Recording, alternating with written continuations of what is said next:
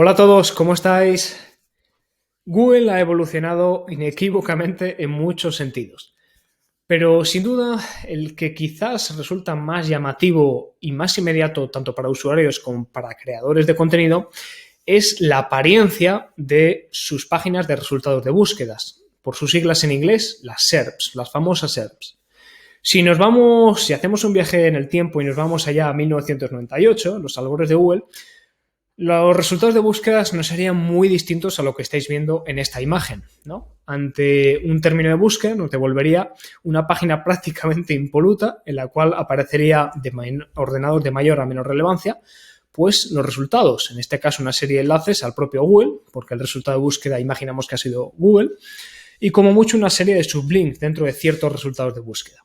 Si volvemos a la actualidad, pues seguramente nos encontraremos algo como esto, y de hecho nos lo estemos encontrando en nuestro día a día. Ante la búsqueda de Instant Pot, huellas de presión, pues nos encontramos algo parecido, ¿no? Por una parte nos da una serie de elementos de funcionalidades de resultados de pago, ¿no? Enlazando a ciertas tiendas o e-commerce. Nos muestra, por ejemplo, también el gráfico de conocimiento, donde nos indica qué es exactamente eso que estamos buscando, y otros elementos más orgánicos, ¿no? Que toma Google de nuestras propias páginas web, lo extrae y lo muestra de manera destacada. En este caso es el People Also Ask, es decir, la gente también pregunta. Bueno, de todos estos elementos que se conocen de manera genérica como características y funcionalidades SERPs, me voy a centrar en dos que me parecen muy interesantes y sobre todo muy fáciles de conseguir, sobre todo el segundo. El primero de ellos es ni más ni menos que el resultado cero de Google o Future Snippet. Como veis, ante la mera pregunta de qué es un Future Snippet, que es un resultado cero de Google, pues ya la propia página nos muestra un resultado cero. En este resultado cero, ¿qué hace? Pues puede ser que nos muestre solo un texto, puede ser que nos muestre un texto combinado con imágenes, aquí, puede ser que nos muestre solo imágenes, en ciertas búsquedas nos mostrará solamente vídeos o una combinación de texto y vídeo, pero sobre todo nos pone también un enlace a nuestra página web. Simplemente lo que hace aquí Google es tomar una información de una página web, que luego veremos qué tipo de página web, y de una manera concisa devuelve el resultado de búsqueda, la intención de búsqueda del usuario de una manera muy sintética, con lo cual él se ve contento porque ya tiene su resultado. Por ejemplo, si hacemos una búsqueda de voz, ¿no? Si hacemos uso, por ejemplo, de Cortana o del propio Google, pues seguramente el resultado que nos dé de voz sea esto, un resultado cero. Por otra parte, quiero destacar un segundo aspecto muy relacionado, que no es lo mismo, pero va de la mano, y es lo que acabo de anticipar, otras preguntas de los usuarios. Aquí sucede exactamente lo mismo. Aquí Google toma una serie de elementos de ciertas páginas web, ahora veremos cuáles, y nos lo pone dentro de la primera página de búsquedas bajo una serie de preguntas.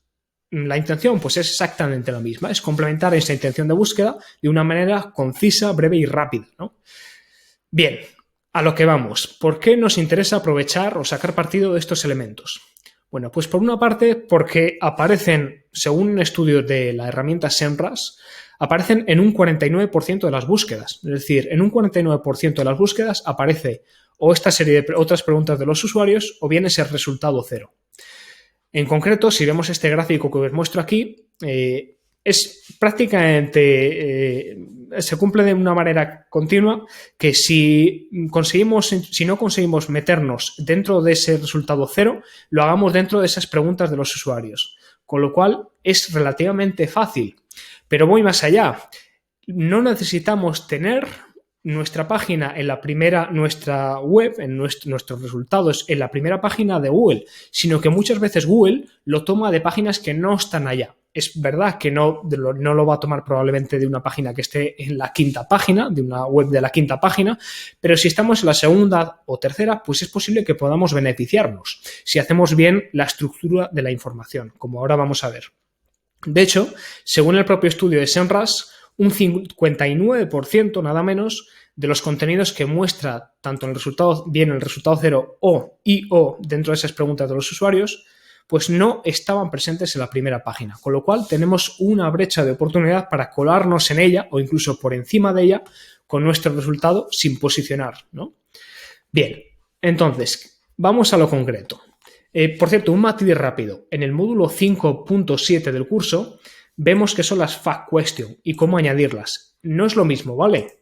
En este caso, para lo que os voy a mostrar, es mucho más sencillo porque no hace falta hacer uso de datos estructurados, es decir, que no hay que tener conocimientos de programación ni nada similar, ni hacer uso de páginas web específicas, como sí tenemos que hacerlo para meter estas fact question, ¿vale? Es diferente.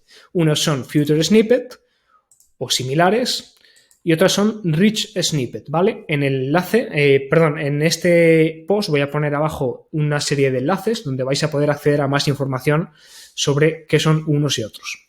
Bien, al grano. ¿Cómo podemos introducir esta serie? Quito ya lo de los rich snippet. Y de acuerdo con Google, ¿cómo podemos meternos ahí? ¿Cómo podemos meternos en ese resultado cero o en esas preguntas destacadas?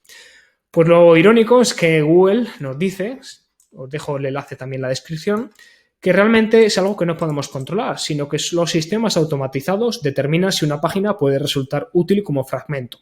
Con lo cual, a priori, parece que no podemos hacer nada. Pues nos equivocamos. Desde luego que podemos hacer mucho. Fijaros, en el estudio de SEMrush sobre esta serie de elementos, de future snippets, en este caso sobre el resultado cero, nos dicen que si nuestras cabeceras responden a una de estas preguntas, tenemos mayor, o las comenzamos por una de estas preguntas, pues tenemos más o menos posibilidades de colarnos en esta serie de características de la SERP. Fijaos que en el caso de España, si articulamos nuestras cabeceras, nuestros artículos respondiendo a esta serie de preguntas, en este caso de qué o cómo o quién, pues nos podemos colar relativamente fácil en estos elementos. En el caso ante la pregunta de dónde, es lógico que no sea así, porque posiblemente Google nos mande la ficha de local, de negocio local o similar, con lo cual es normal que no aparezcamos en resultado cero. Entonces, si seguimos con esta serie de información que nos proporciona SEMrush en el artículo que os enlazo, también tenemos otra información muy interesante, y es que hay un punto medio en el cual es más fácil a nivel de palabras dentro de esas cabeceras, por ejemplo, que nos va a permitir colarnos dentro de esos resultados cero o bien de esas preguntas comunes o relacionadas. Fijaros que ante un resultado muy genérico de pocas palabras es menos probable que nos muestre. En cambio, ante resultados con más palabras, ante resultados long tail que respondan a preguntas muy específicas, es más probable que nos colemos. Fijaos, cuanto a partir de 6 palabras aumenta la probabilidad de que nos colemos. Hablamos de palabras totales, por ejemplo, en el encabezado, ¿no?, del artículo. Vale, trasladando todos estos elementos podéis encontrar más datos o ciertos elementos adicionales en este artículo que os enlazo. ¿Cómo podemos estructurar nuestro contenido para podernos colar en estos elementos de las SERPs?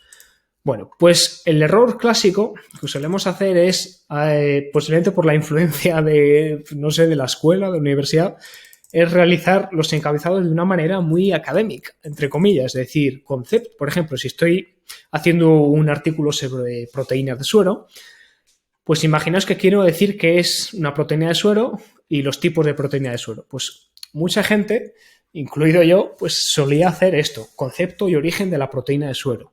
Y ante esa pregunta responde de una manera un poco farragosa, ¿no? Aunque existen numerosas definiciones, patatín, patatán, patatán. Pues mirad, lo mejor para aparecer ni más ni menos en estos resultados, o por lo menos aumentar esa posibilidad, es que lo hagamos en forma de pregunta. ¿Qué es la proteína de suero?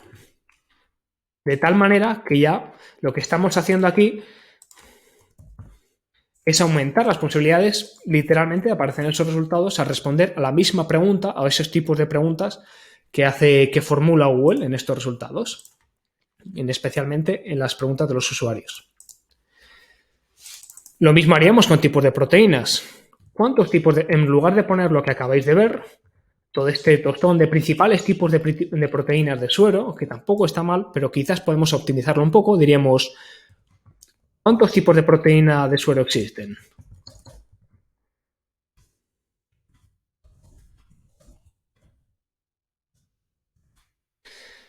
Y a la hora de responder, aquí os doy otro dato más tomado de este estudio de SEMrush, que es que la media de palabras de palabras totales por párrafo que suelen posicionar en estos resultados cero o bien preguntas de los usuarios relacionadas son 41.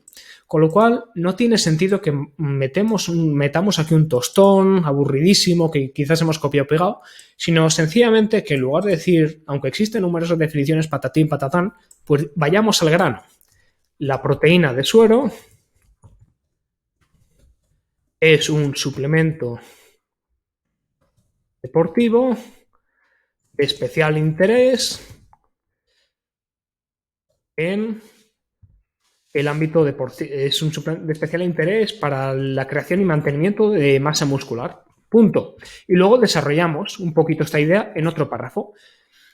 ¿Cuántos tipos de proteína del suero existen? Pues en lugar de soltar una chapa en un solo párrafo, lo que diríamos es los principales tipos, vamos al grano,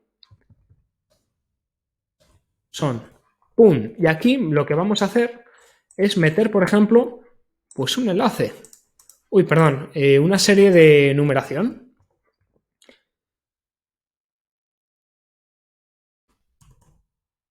Ahora, perdonad.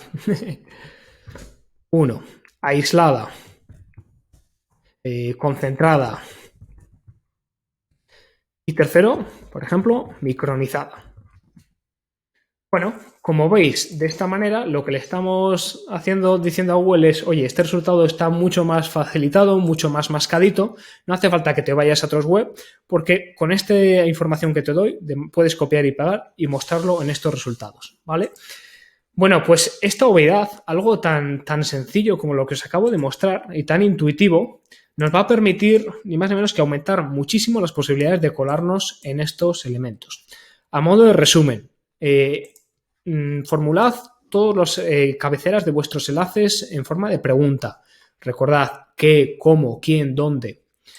En segundo lugar, cuando contestéis a estas preguntas, id al grano, hacerlo de manera resumida, a ser posible en una media de 41 palabras en el primer párrafo. Y cuando hagáis un listado o tablas, hacedlo de una manera muy clara, muy definida. No hagáis párrafos largos, ¿vale? Y esto es todo lo que os quería decir. Esto lo ponemos aquí. Creo que tenéis una gran oportunidad si conseguís meteros ahí. Podéis aumentar, si lo hacéis bien, las posibilidades de que acaben haciendo clic en este enlace y sobre todo podéis ganar visibilidad como marca, ¿vale? Así que nada más, esto es todo lo que quería deciros. Vamos a por ello, seguro que podéis colaros en este resultado cero y en esas preguntas comunes. Pues nada, hasta pronto.